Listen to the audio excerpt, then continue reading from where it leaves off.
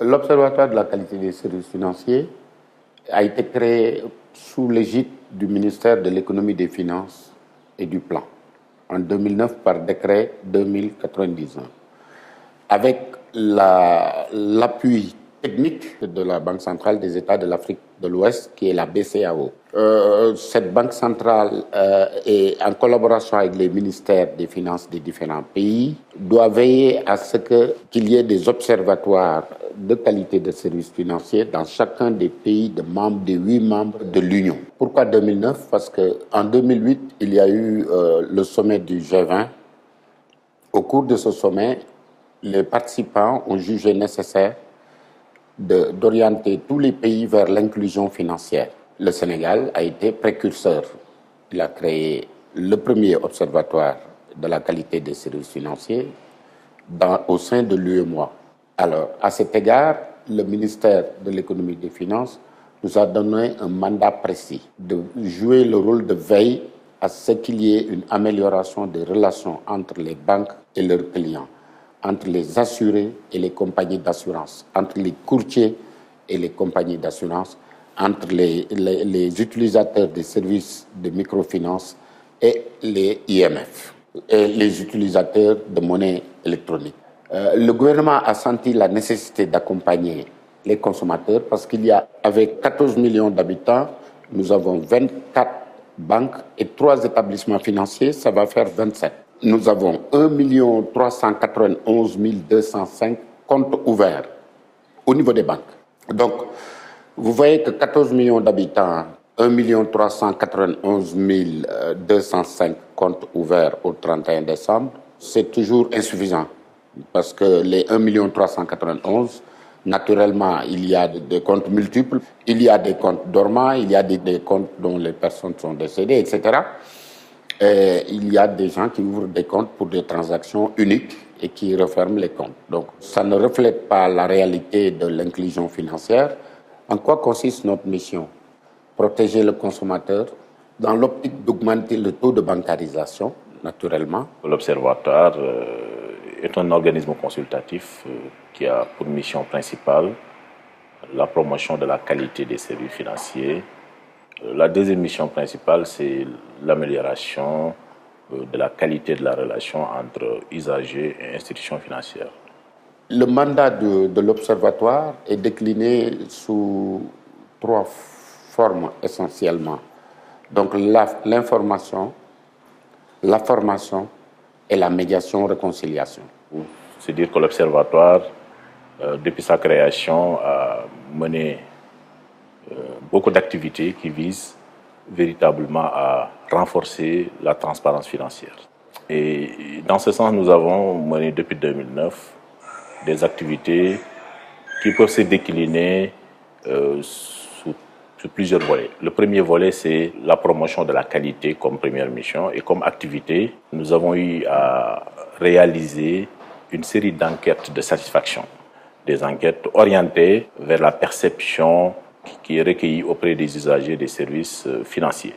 Le deuxième niveau d'activité, c'est le renseignement continu du public. C'est le fait de donner davantage d'informations fiables, davantage d'informations transparentes à la clientèle pour que celle-ci puisse avoir tous les outils de décision en termes de choix sur les produits, en termes de tarification également, mais en termes également de pouvoir obtenir toutes les informations concernant les moyens de recours.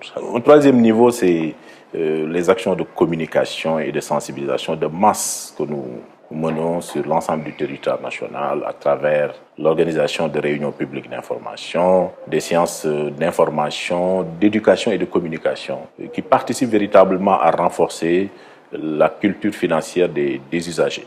C'est-à-dire à ce niveau où je veux mettre l'accent, nous avons également mené comme activité principale beaucoup de sessions d'éducation financière. Et c'est des sessions qui sont plus orientées vers les couches les plus vulnérables. Parce que nous avons peut-être 2 segments qui nous intéressent.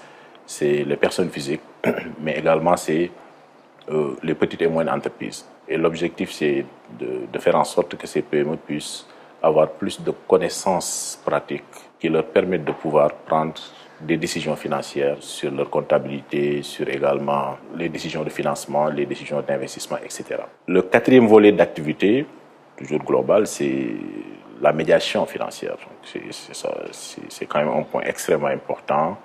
C'est également un volet de protection financière des clients, des moyens de recours permettant à tout usager qui ne trouve pas satisfaction auprès de son institution de pouvoir contacter les services de la médiation. Donc, dès l'instant où l'usager ne trouve pas de solution réelle à sa réclamation en interne au niveau d'une institution financière, il peut contacter les services de la médiation de l'Observatoire, qui sont des services gratuits.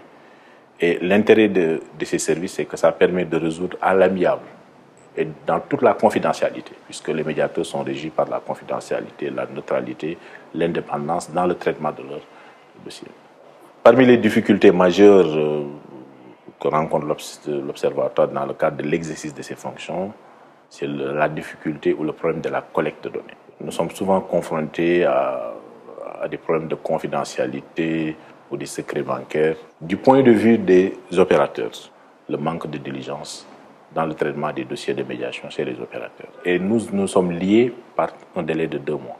Je peux en ajouter peut-être un troisième problème, c'est le fait qu'on n'a pas une force coercitive. Ça aussi, c'est une difficulté qui fait que nos recommandations ne sont pas entièrement prises en compte par les opérateurs, parce qu'on n'est pas un régulateur, mais on participe à la régulation, parce que nos recommandations sont destinées aussi bien à la Banque centrale, qui siège dans notre conseil d'orientation.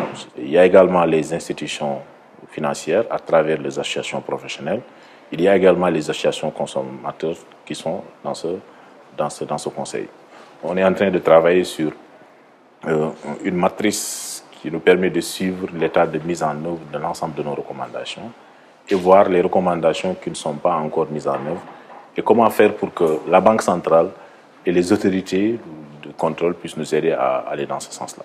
Il faut saluer le fait que beaucoup de nos recommandations, en tout cas du point de vue de certaines banques ou de certaines compagnies d'assurance, ont été prises en charge. Je vous donne l'exemple de la systématisation du dispositif de réclamation au niveau des banques.